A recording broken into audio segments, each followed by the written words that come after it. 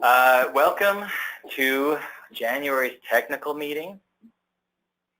We're going to go ahead and get started. I am recording the meeting. So Dalton and I are down in Cedar City. So the guys from Cedar City, some of the guys from Cedar City are here in the room with us. Hope you guys all had a great holiday. And sorry we're all back to work, but what else are we going to do, right? So we're going to talk about, Dalton's going to talk about worker safety today, and then after that, if we have some time, I was going to just show some updates on the WAP reports, those Google documents that I've shared with everybody.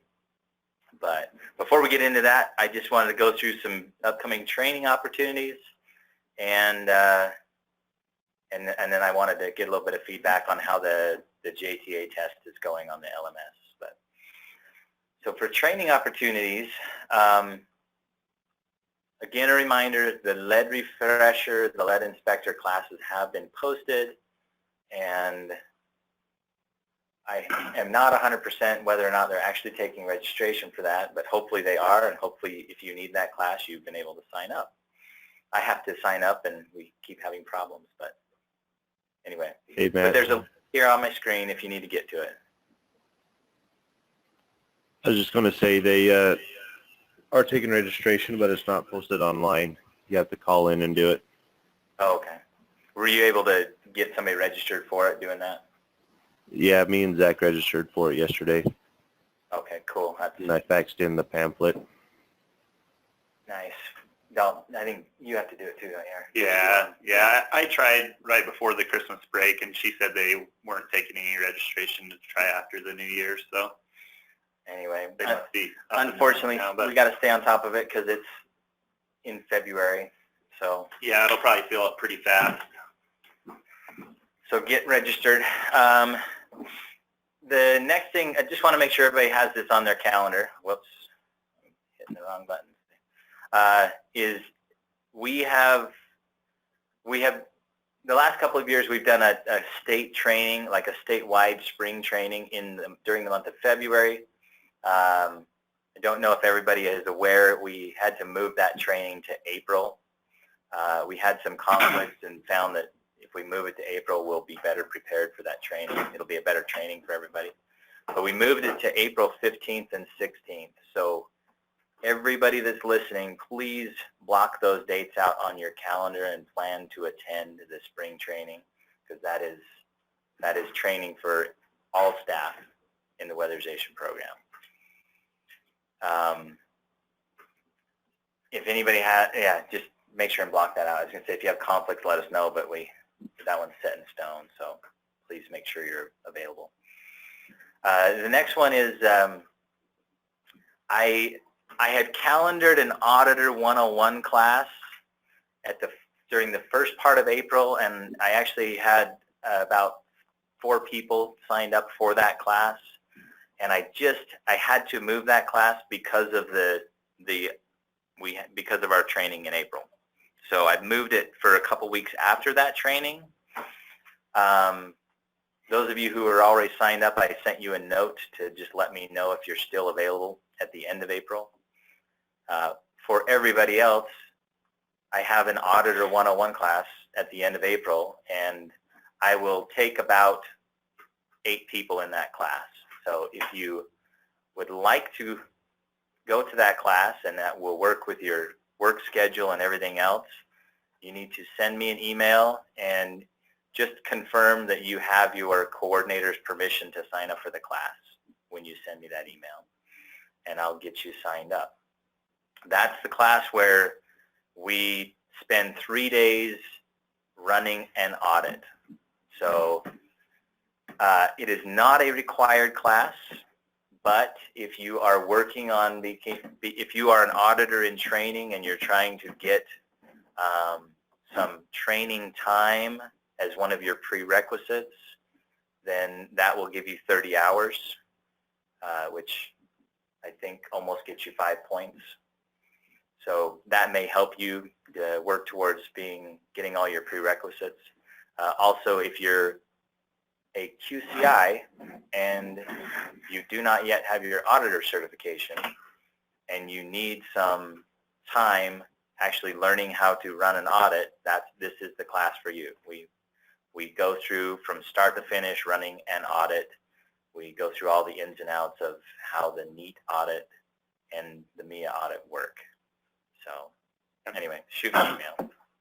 It's probably a good reminder for all the QCIs out there that don't have their energy auditor. When your certification expires, you will need to get that certification. So yeah, I was looking at the list this morning, and there's at least 4 or 5 in the program who your QCI certification expires this year in 2020 sometime, and in order to renew your QCI certification, you do have to be a certified energy auditor, and in order to do that, you have to have run 10 energy audits. You will have to submit copies of those 10 audits to BPI, and you'll have to earn your BPI energy auditor certificate or certification before your QCI expires. Otherwise, you will not be able to QCI jobs. So be aware of that. Make sure that you're aware of when your QCI expires and that you have a plan to renew it. In a second, I'll show you, I'll show it right now since we're talking about it. As part of that, if you're a QCI and you need to get your energy auditor certification, we have a application. It's the Energy Auditor the Auditor in Training application, and basically you're going to want to have me send you a copy of this, and you're going to want to work through this process. This shows all of the state prerequisites and the BPI prerequisites to get your energy auditor certification. So if you need to start working towards your EA, send me an email and say, hey, please send me the Energy Auditor in Training application. And when you get it, there's a video that explains how to fill it out, but it's a working document. If you have already got this, I wanted to talk about it for a second and just remind you that this is a working document and you should be logging into it and keeping it up to date. But basically, you're just going to go through this document and identify the dates that you estimate that you'll be done with this. If you will keep this up to date, that allows us at the state to kind of keep tabs on, oh, hey, we got 4 or 5 people that are going to be ready for an energy auditor certification class by September, so we'll go ahead and calendar one and make sure that we are available to provide that class to you. So, but anyway, this is basically to serve as a roadmap to help you along your way, to help you take care of everything, because there are lots of things you have to do in order to get your energy auditor certification. Does anybody have any questions on this? I have a question. On the one that I have, it says the energy auditor course is recommended. On the one you just pulled up, it says it's required. Is it? Just so that I understand, once this is filled out, this is when we apply, like once it's completed, that's when we apply to BPI for them to be their auditor, and then that's the letter they have to attend your next class, correct? Yes, once everything on this is done, I think the very last thing on this list actually says that you have submitted your application to BPI. Right. Yeah. So yes, this is kind of a roadmap to make sure that you cover everything that BPI requires, and you also cover everything that the state requires, because the state requires you to go on the LMS and do a few things, and make sure that you have like your BPI, there's another like introductory BPI certification and a few things, and your RMGA, and yeah.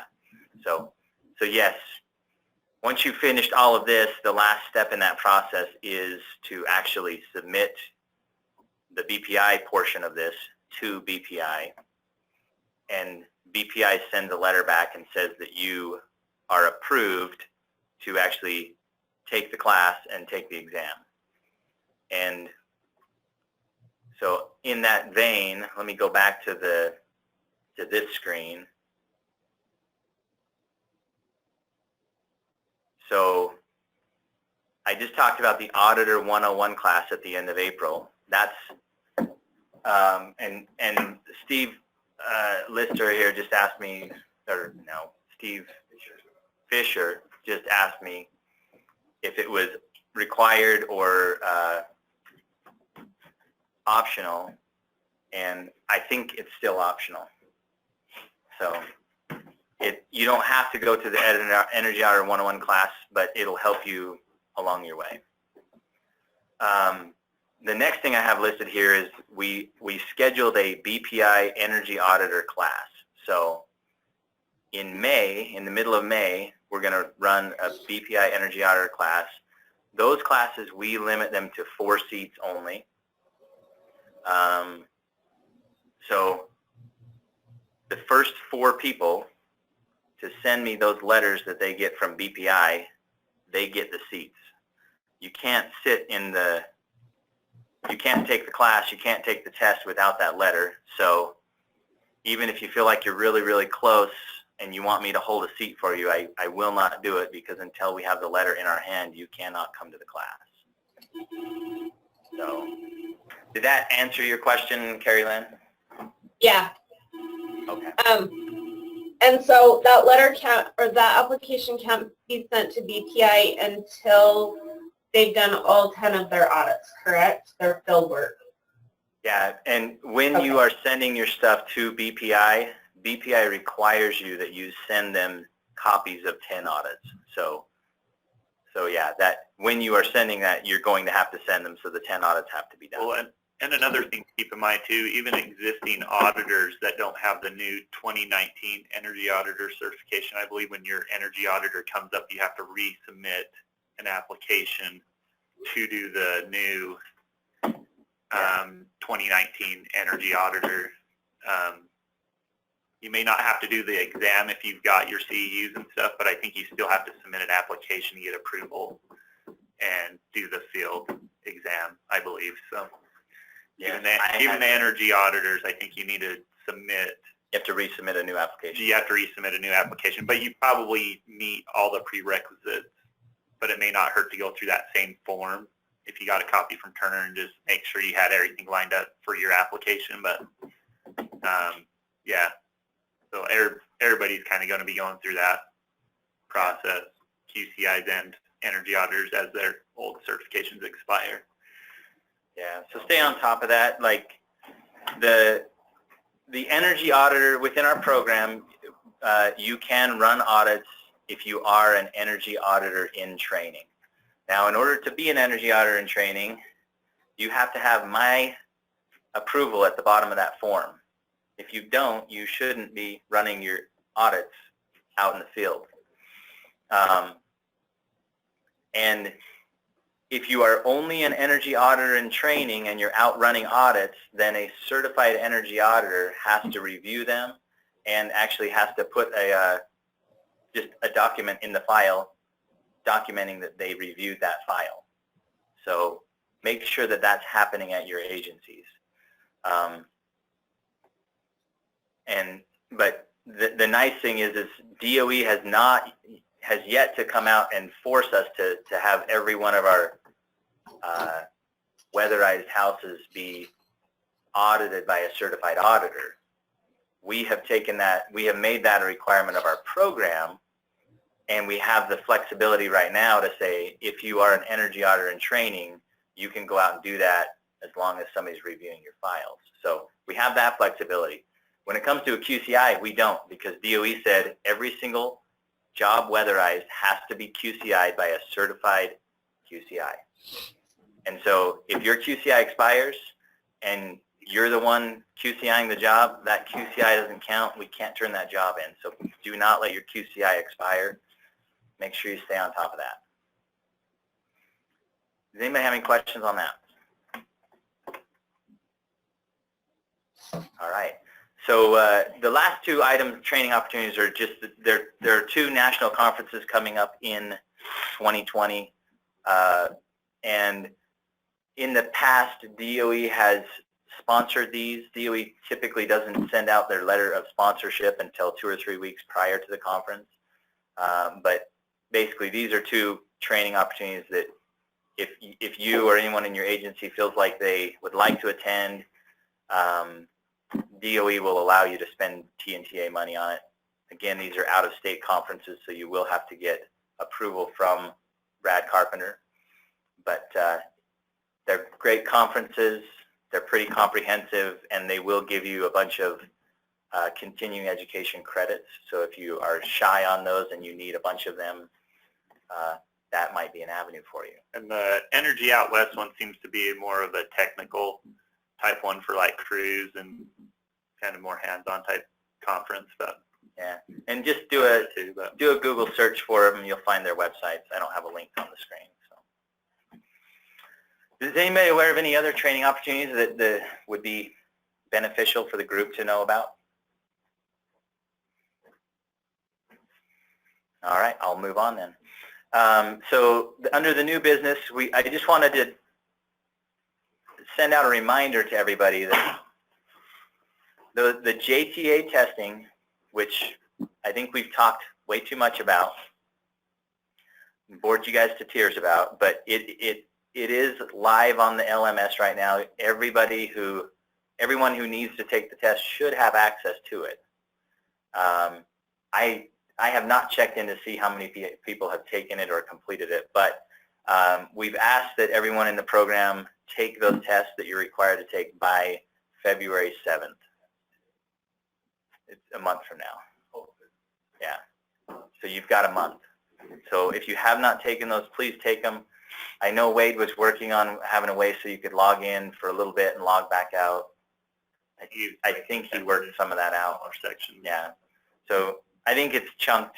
It's broken into chunks where you can at least log in and take part of it, so you don't have to take the whole thing if you don't have a full hour or 2 to take it. But please get in there and take that. Has anybody got any feedback on that? Questions, concerns on those JTA tests?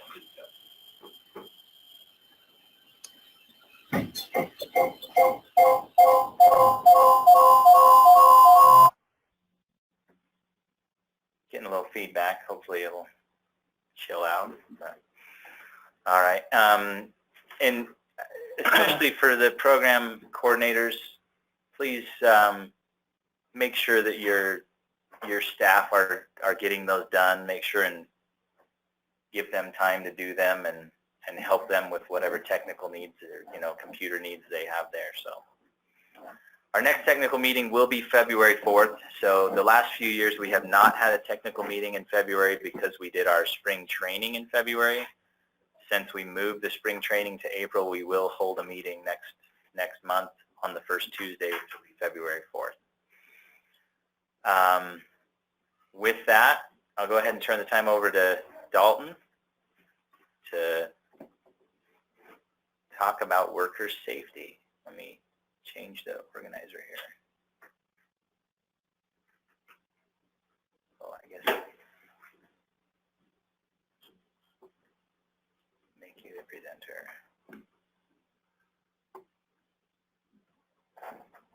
All right.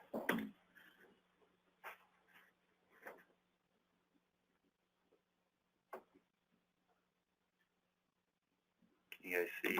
I can see your screen, yeah.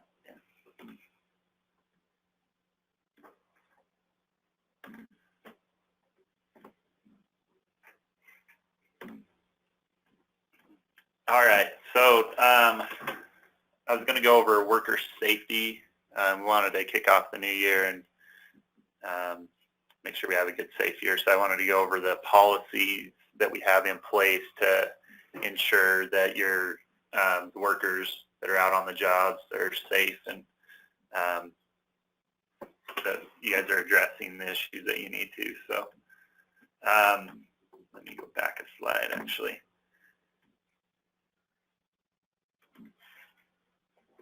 So we're going to be covering section E723 in the guidelines. And it's kind of broken into 3 sections, section A, B, and D. And this kind of covers stuff for agency responsibilities and also the responsibilities of the actual employees. So hopefully you guys can take away something that you can improve on and keep yourself safe and others safe out on the job. So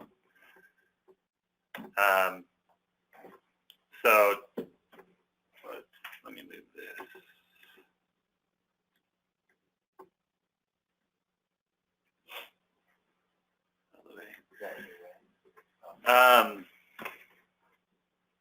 So section A2, worker safety program, it says each agency shall develop a worker safety program that contains policies and procedures to ensure a safe working environment for their employees.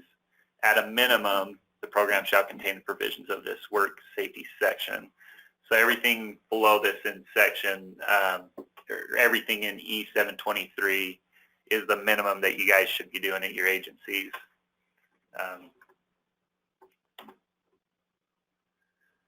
So A3 covers the SDS sheets.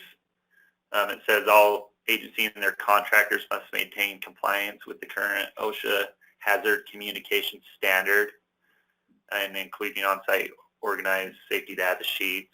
So you guys should have one of these on your work trucks. You should have access to it while you're on the job, not just back at the office. You need to make sure you have access to one while you're out on the job. So check your work trucks. Make sure you got that around. In regards to personal protective equipment, it is required that all workers wear the appropriate equipment, and it is an allowable health and safety cost. So anything that you guys need out there on the job to be safe, talk to your coordinator. And at a minimum, you guys need to be supplied with appropriate eye protection, respirator, hearing, gloves, ground fault protection, and fall protection equipment. And then your vehicle should be equipped with a first aid kit and fire extinguishers and some warning triangles or cones. So check your work trucks. Make sure you guys got all the equipment that you need. And if you don't, let your coordinators know what other additional equipment you need. So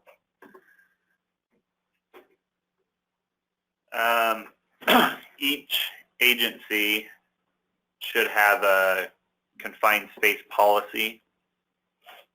Make sure you're familiar with your agency's policy and that you guys are implementing it.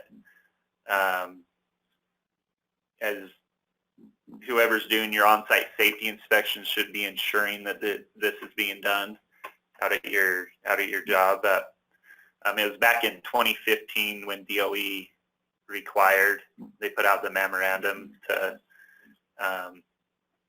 memorandum 13 that required that we address confined space. I'm going to just read what a confined space is here. It says a confined space is a space which is large enough and so configured that an employee can enter, has limited or restricted means of entry and exit. So typically your crawl space or your attic, where you got kind of one point of entry, and is not designed for continuous employee occupancy. In addition to the OSHA standard, spaces with openings less than 18 by 22 inches in areas with a clear height less than 18 or a clear width less than 24 shall be considered non-accessible. In our program, the policy got put into place where anything under 30 inches of height in a crawl space, you can consider inaccessible if your crews do not want to enter it.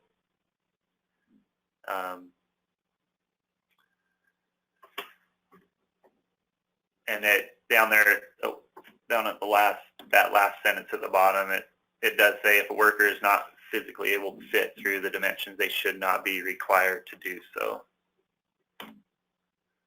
So it's a little bit based off of dimensions, but also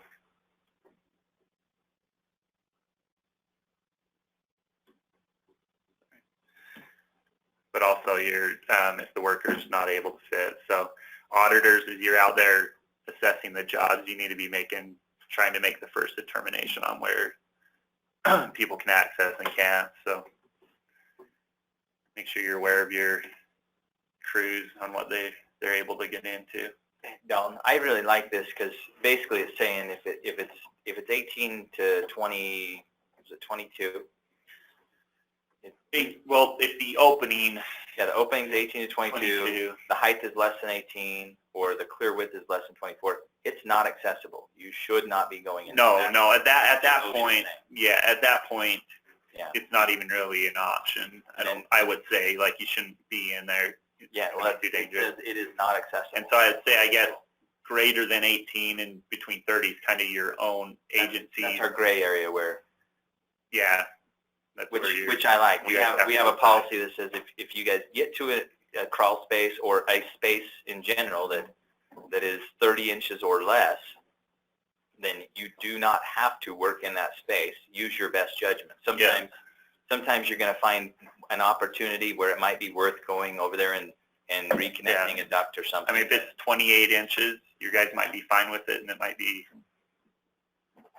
worth it to them. So anyway, but I like this because at 30 inches we have in our policy it's okay to not do the work. There's no opportunity there if your agency deems so. But then OSHA has like the bottom line. It's not accessible when it gets this tight.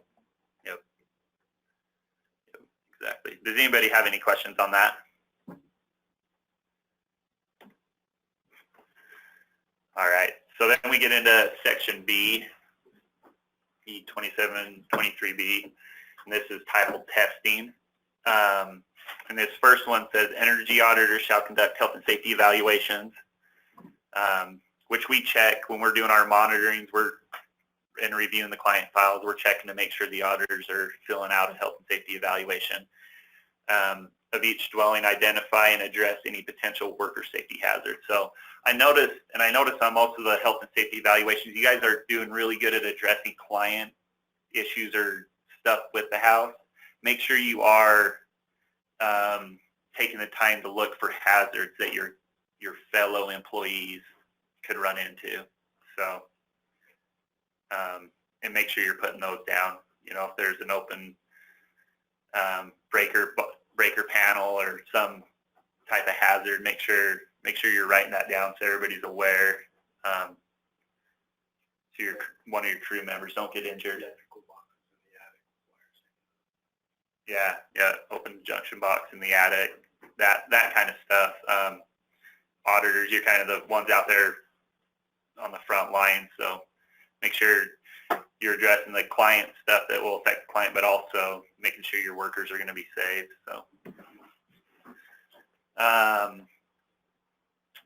and it is the agency's responsibility to make sure the workers and contractors are following proper procedures and wearing PPE and using safe work practices. Do you guys know how your agency does that?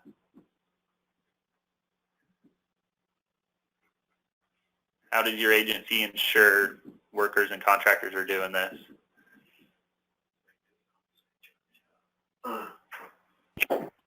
We'll do an on-site inspection when we're there. Yep. Make sure we check on them. On-site safety inspection. How often is that done? We try and check on them throughout the project while they're there, so sometimes more often than not. Got it. Yeah, the more often the better.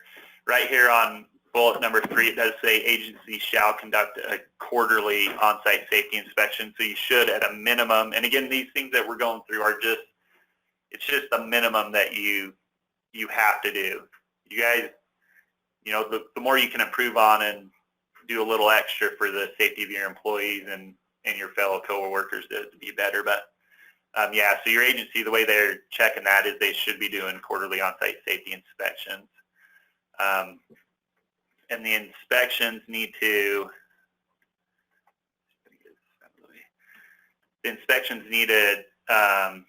document the date, time, location, the name of the staff or contractors that are on site, what deficiencies they found, like what stuff you're checking, if you had checked ladder safety or if they're wearing fall protection or whatever, and then if what deficiencies are there and the corrective actions that were taken. And this is some information that I do review when I come out monitoring, so make sure you guys are aware of that, and talk with your coordinators and see how you can help them meet this requirement, and make sure you guys are all thinking about safety. I do have a copy of one from an agency. It could look something like this. So they have their 30 card holder perform the inspection. It looks like on this one he went out to sea because they were doing some work in a crawl space. So he was verifying that they were using their air monitoring equipment and stuff on the job.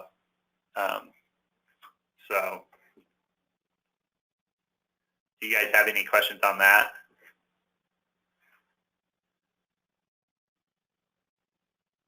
Okay. So as far as worker safety and training stuff goes, I wanted just to remind everybody that all agency field staff need to have their OSHA 10 certification within 30 days from the date of hire. And we list the people that, or the jobs that require it, and it's energy auditor, weatherization technician, HVAC technician, final inspector, production manager, or crew chief.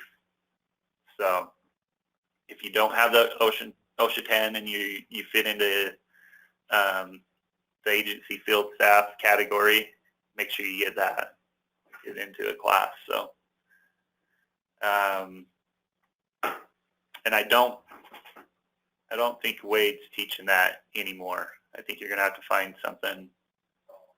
Yeah, just because it's so sporadic. There's not enough people at one time because he can only do it if he has a certain amount of people. And so it's been hard, I think really hard for him to line one up. So, but you can find something online, or I'm sure in Salt Lake conducting some. So, and then OSHA 30 certification. Each agency shall have at least one person with the OSHA construction industry 30-hour certification. So, and we kind of track that stuff. We make sure one of your agencies have that, but I wanted to remind you guys of those. All right. So your quarterly safety trainings, and again, at a minimum, you need to be doing it quarterly. I was just at an agency, and they do a safety meeting twice a month. One of our other agencies holds a safety meeting every month, so the more often the better, however it fits in, but at least make sure you guys are doing it quarterly. So if you're not, just remind your coordinator that you guys need to do it and see how you can help them meet this requirement. And it needs to, they regularly need to cover the confined space training and the OSHA Focus 4 hazards, which is fall protection, caught in or between, struck by, and electrocution. You do need to have kind of a syllabus or an agenda, and then a sign-in sheet. And this is another thing that I review while I'm out monitoring. So make sure you guys are doing that and keeping each other reminded of safety issues. And then the agencies are responsible to establish a confined space training program that meets the OSHA publication 3825-09, protecting construction workers in confined spaces and small entity compliance guide. And so this is about training your guys to know how to address a confined space when they need a permit process, like to do the permitting process for it. And the training and permitting will also apply to contractors. They need to be doing it. So the agencies will have the roles of both the host employer and the controlling contractor when using a subcontractor that enters the confined space on weatherization or crisis service call project. So if you guys aren't doing training on confined space procedures, pull out your policy, start doing some training on it, and make sure all the guys that are going to be in the crawl space understand what they need to be doing. And that is all I had. Does anybody have any questions? Just make sure you guys have a good, safe year. Be thinking about safety. That's why I wanted to bring up this subject. And I know we didn't dive deep into any of the specifics on any exact safety issue, but I just wanted to remind everybody to be working towards it. And as an employee, ask your coordinator how you can help them meet these requirements. If there's something you can do, or remind them.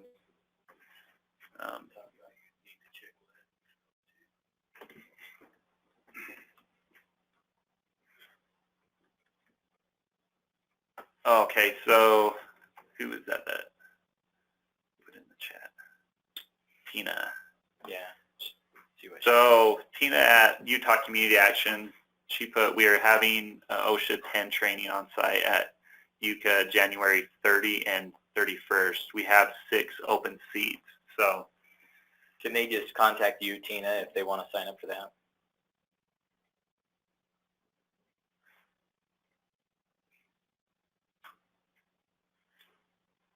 And I guess if you want to, just reach out to me and I'll give you Tina's email address. You can get in touch with her if you'd like to sign up for that. So that sounds like a good opportunity. Anybody that needs, that's right there, downtown Salt Lake. So thanks for that. That's awesome. Good location.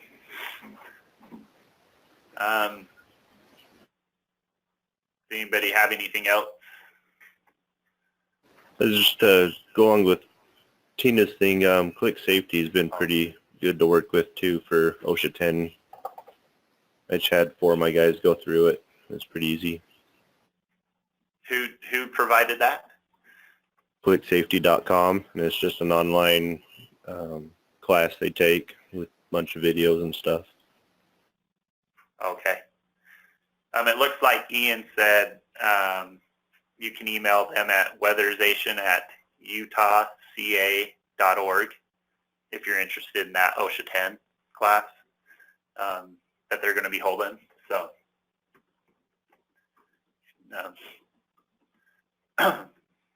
that was January. Let me. 30th and 31st. Okay. Yeah, so make sure you guys are working with your coordinators and helping them meet these requirements and improving the safety at your agencies. And we appreciate all you guys do to keep you and the clients safe out there. So that's all I have. So Turner's taking back over the meeting here. Still in the controls here. So there was the information on the OSHA 10. Oops, I guess I should leave it on the screen for a second. There's OSHA 10 info if you need it. And the last thing I wanted to talk about was just wanted to show you, I've had a couple little things that I wanted to update on the WAP reports. I finally made the updates and just wanted to make everybody aware of the little adjustments or tweaks that were made. So if you're not aware of this, I have created a Google spreadsheet which I'm calling WAP Reports, and there's one that's for each of the 7 agencies. So like the one that's on the screen you can see is 5 counties WAP Reports. And I hope that this can serve as a tool where you guys can kind of keep all of the information, or as much of the information that kind of fits into this format, that this is information you guys need to be tracking, but we're regularly asking for, or you're regularly communicating with us about. And so it's a kind of a repository for all of that. So I created this worksheet, and I have shared it with somebody at each agency. Typically, every coordinator has access to this. If you don't have access to this and you would like it, just ask your coordinator to share this document with you. And I've tried. You'll see there's a couple of places where, like down here at the bottom, I've got a worksheet called State Approvals, and you can see there's a lock on it. That one's something that nobody can adjust or edit or change. I try to lock any of that stuff up. So this really is a tool you should be able to share with people on your staff. Whenever I put it out, I try to make sure that people can't mess it up too badly. And it's Google, so if something gets messed up, it has version control. We can also always fix it. But, anyway, but for a while we have had our deferral tracking there, and our setup library change log, and our certifications. So kind of these first three things. What I did is I added a dashboard to the front end of it, so it just has buttons now you can push. They do the exact same thing as clicking on here, so these first 6 buttons may or may not be very useful. But for example, if I click on the certifications, it's going to go to 5 County. It's going to list all of their personnel and what certifications they hold. And even a guy has retired, yeah. And then we use this at the state. Whenever I pull all this into one big table to see how many auditors we have and when their certifications are expiring and things like that. So the difficult thing with this, as with anything else, is if you don't update it regularly, then the information is not accurate.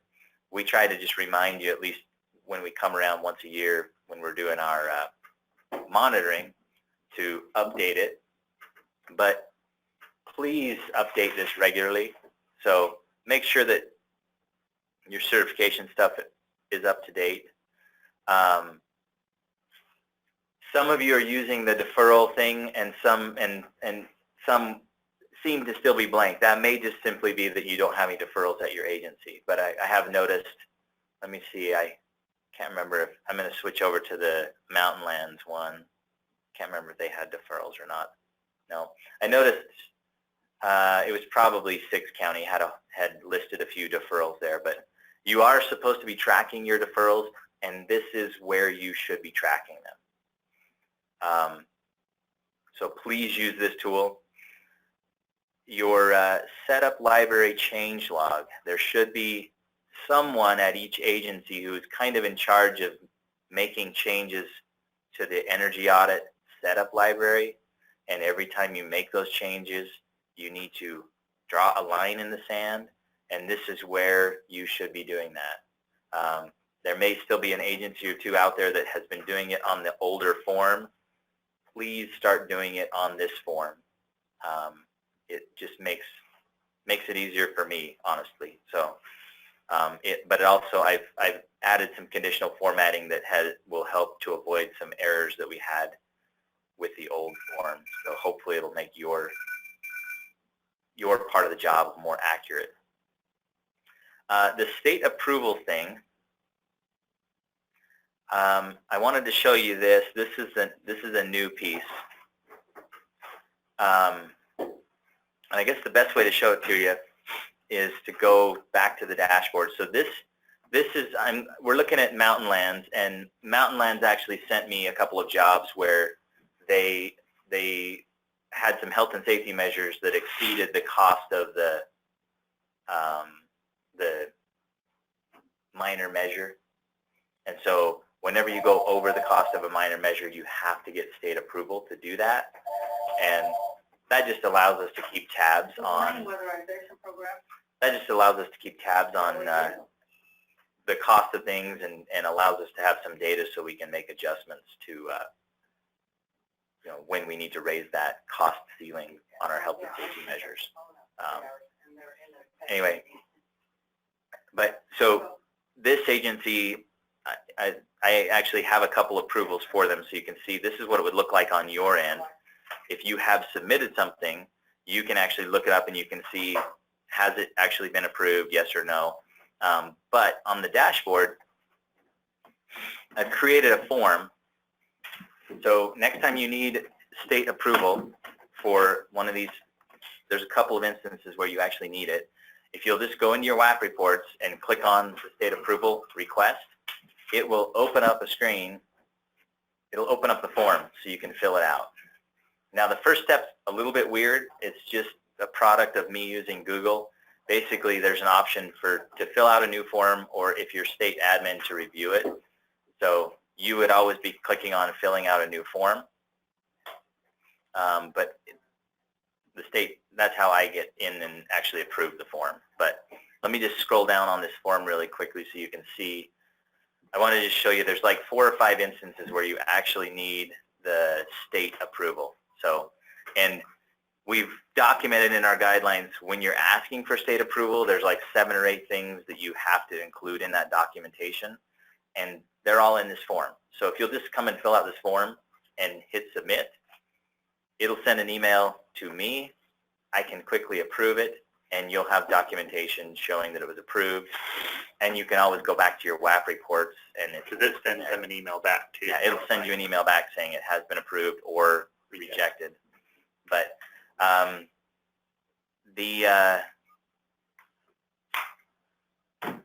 the measure request type, these were the most common measures that require written approval from the state.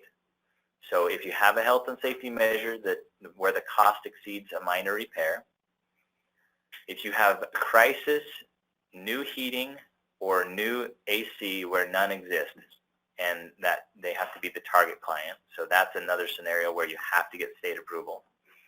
Other combustion appliances, the one example, we've had a couple of instances where they had an oven that was putting out really high levels of CO, and we weren't able to identify any other way to repair or to replace the appliance.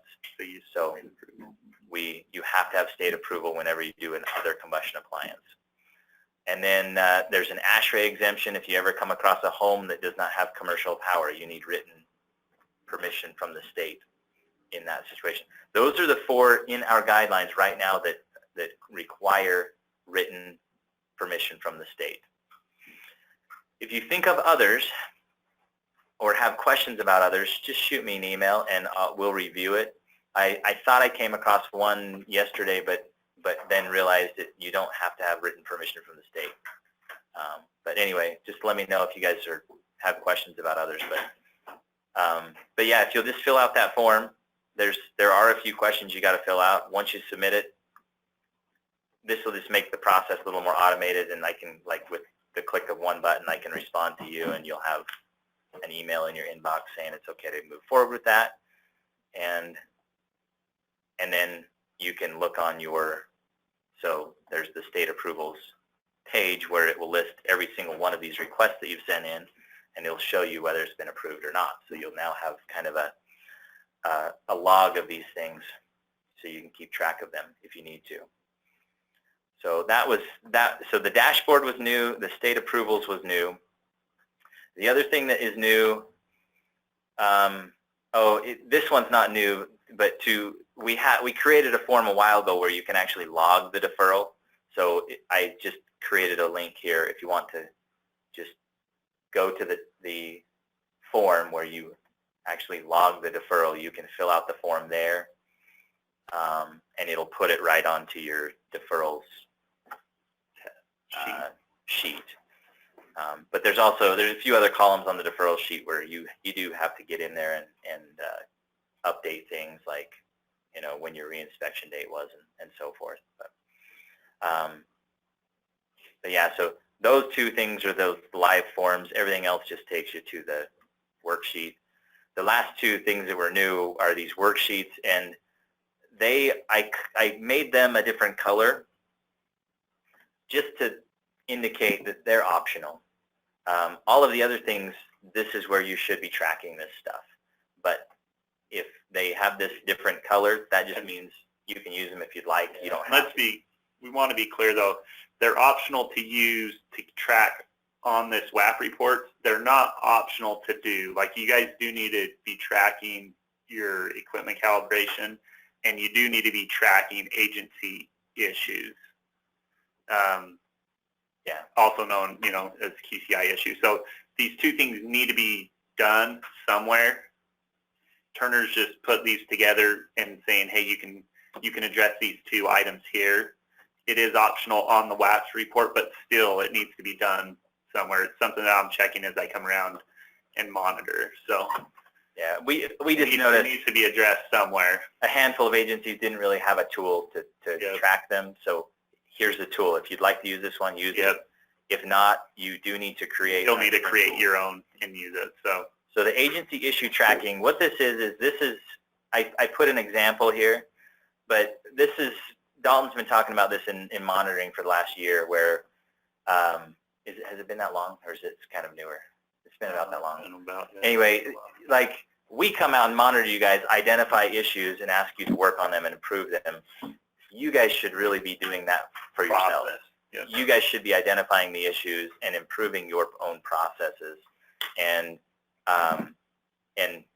kind of tracking, like, here's an issue that came up, and then once you've noticed it's come up a couple of times, like, you guys can ask yourselves, what kind of training do we need? Who needs to take this training? Is this something we can train in-house, or do we need some help from the state, or do we need to find, if it's OSHA 10, do we need to go to an outside provider? So anyway, it's just a spreadsheet. It just kind of covers some of those things. You may build something more comprehensive.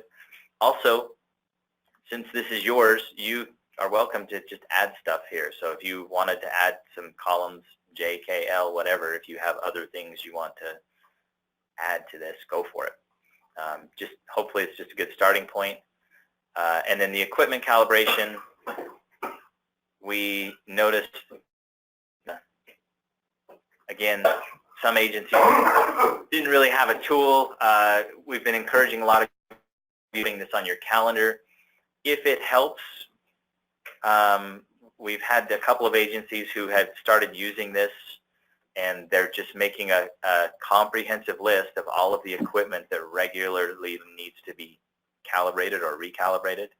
And so just the equipment, the serial number, who it's been assigned to, the calibration date, and the date that the calibration expires. And then in column E, I just put a little bit of conditional formatting so that it'll kind of highlight stuff in red if it has expired. So if I put yesterday's date in there, it will turn red. If I put, April 1st of 20, it'll show up yellow just to let you know these things are coming up. Don't know if it's helpful or not. That's why it's optional. But anyway, just want to make sure everybody's aware of them. And the hope is that you have a few people at your agency aware of this, that you guys are in here on a regular basis. And, if you jump in here to do a deferral, take a minute to go, oh, do we have everything else up to date? Are we kind of staying on top of all this stuff? So if you guys are working on something and have any suggestions for other things that could be added to this, just let me know. We just want it to be a tool that will help you guys. So if it fits this format, we may consider putting it there. So does anybody have any questions on this, or any concerns about this, or anything else that we've been discussing today? Awesome. Well, again,